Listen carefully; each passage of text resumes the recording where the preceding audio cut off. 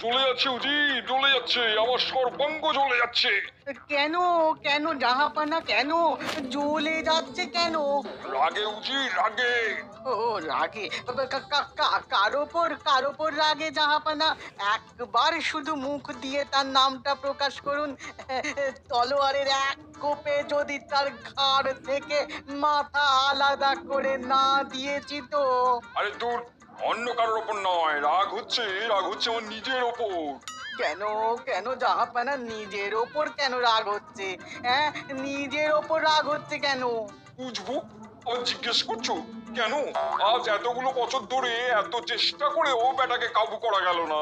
কাকে কাবু করার কথা বলছেন বলুন তো? সেটাই তো মাথায় আসছে না। আরে বেল্লি, মাথা থাকলে তবেই তো বুঝবে কার কথা বলছি। বলছি কৃষ্ণচন্দ্রের কথা। কৃষ্ণচন্দ্র? হ্যাঁ, কৃষ্ণচন্দ্র। আরে, আমার কতদিনের স্বাদ ওই কৃষ্ণচন্দ্রকে কাবু করে কৃষ্ণনগর দখল করবো। কিন্তু বারে বারেই কি যুদ্ধ, কি বুদ্ধি, সবেতেই হেরে যাই আমি।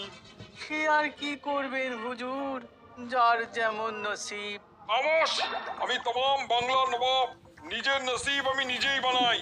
শোনো উজির, কৃষ্ণচন্দ্রকে কাবু করার জন্য একটা জবরদস্ত ফন্দি আঁটতে হবে তোমায়। পারলে ইনাম পাবে, আর না পারলে গর্দান যাবে। আপনি আপনি কি কি কি কি কি কথা বলছেন জাহাপানা? না পারলে গো গো গো গর্দন যাবে? হ্যাঁ হ্যাঁ, গর্দান, গর্দান নিয়ে গুম করে দেবো তোমায়। ইয়াল্লা, মাথায় এসে গেছে। কি? ওই যে বললেন না, গুম।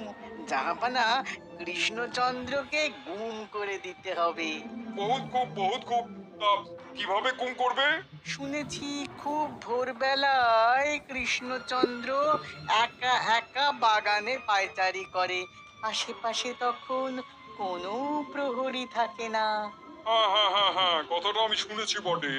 যদি দুজন গুপ্তচর পাঠিয়ে ওই সময় কৃষ্ণচন্দ্রকে তার বাগান থেকে গুম করে ফেলা যায়। হ্যাঁ, খুব ভালো ফন্দি। কিন্তু তারপর কি করবে?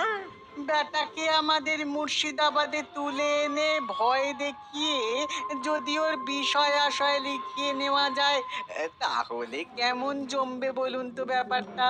হ্যাঁ, আহ, আহ, আহ, আহ, আহ, আহ, আহ। বহুত জমে যাবে, হ্যাঁ? তাহলে আর দেরি করছো কেন? যাও, যত তাড়াতাড়ি পারো সব ব্যবস্থা করে ফেলো। কিন্তু আমার ইনাম? পাবে। ইনামে ভরিয়ে দেবো তোমায়, হ্যাঁ?